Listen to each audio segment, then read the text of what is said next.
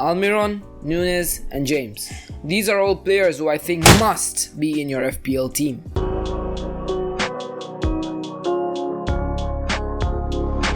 Hello and welcome back to another video. In this video we will be discussing my final team selection as well as tips for captaincy ahead of Gameweek 17. If you missed out on my initial thoughts and draft video, you could watch that later. It will be on screen at the end. Let us first take a look back at how I ended Gameweek 16. 60 points all out after a -4 hit took me 300,000 rank places higher than I was prior. The biggest decisions were to bring in Darwin and Captain Kane, who contributed to more than half of my Gameweek points. Let us now look at how my team is shaping up for Gameweek 17.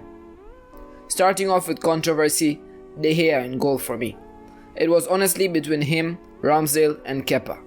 Most of the experts over on Twitter have gone for Kepa in goal, even with Chelsea looking shambolic in defense this season. I wouldn't mind bringing in Kepa, but not for a double up Chelsea defense with another I will be discussing later on.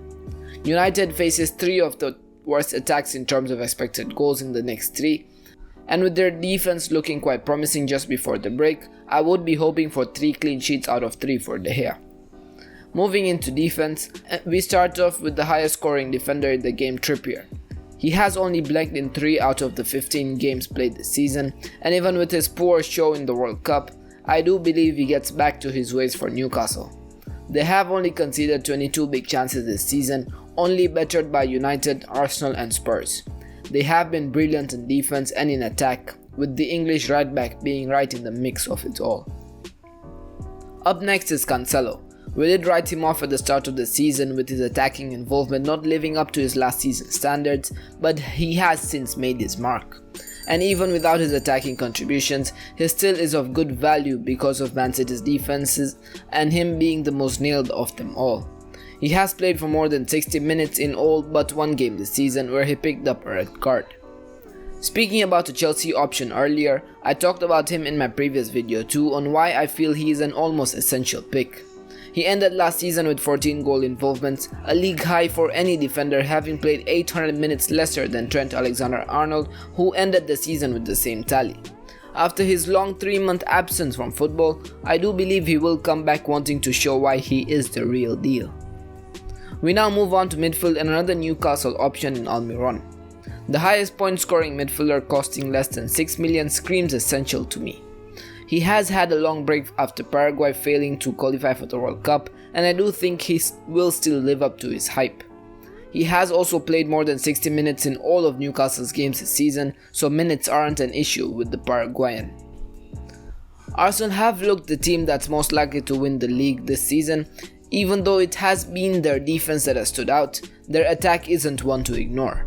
They are the 3rd in the league for expected goals, and the main contributors to that from an FPL point of view have been Saka and Martinelli.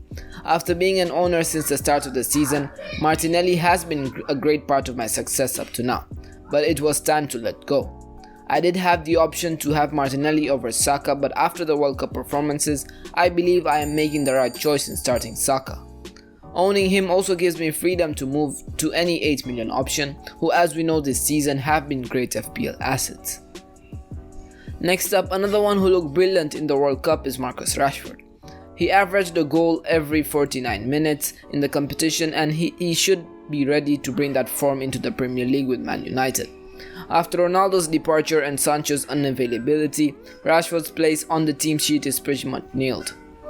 As said earlier, their opening 3 fixtures look too good to avoid, and so I would suggest every manager out there to have Rashford in your FPL teams for Gameweek 17. Lastly, to finish off the midfielders is a decision that was the hardest to make. I was stuck between Salah and De Bruyne, but 2 things inclined me towards getting the Belgium. The Carabao Cup meeting saw a wonderful game that had both these players play their part in it. Salah with a tap-in after being played in by Nunes, and De Bruyne with 2 brilliant assists to take home the win and place in the next round. That game showed how well Man City's system favors De Bruyne as an FPL pick, as about all the attacks went through him. The second thing that made me sacrifice the Egyptian was that Man City have 2 upcoming double game weeks, and De Bruyne would be of greater value to Salah over the long run. Moving on to probably every FPL manager's greatest asset is Erling Haaland. 18 goals and 3 assists in the 15 games he has featured in this season just shows why you shouldn't even think about leaving him out of your teams. As spoken in the previous video, Nunez is another almost essential pick in my eyes, especially considering I'm not a Salah owner. Liverpool are the second highest for expected goals in the league, and having at least one attacker from the side is crucial. Don't let the 4 missed chances put you off of this cheaper Haaland. Lastly, a pretty recent addition to my team after press conference news broke that Mitrovic will probably be out of the first game. Martial will be coming in as a short-term punt, mainly to attack those opening 3 fixtures for Man United. He is nailed for those games as their star man Ronaldo has left the club. This is how my team is shaping up ahead of Gameweek 17. Any changes will be posted over on Twitter. Finally, be sure to subscribe for elite FPL content. I will see you soon for the next one.